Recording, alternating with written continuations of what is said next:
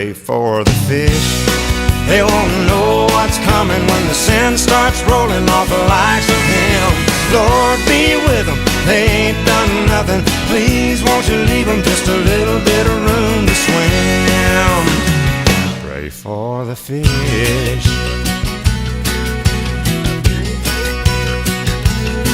Well, the preacher ducked him under that cool, clear water, then he did it again. Eddie came up yelling, Lord in heaven, hallelujah, I'm a brand new man. Well, the water got to bubbling, sky got to rumbling, and the thunder backed up the choir.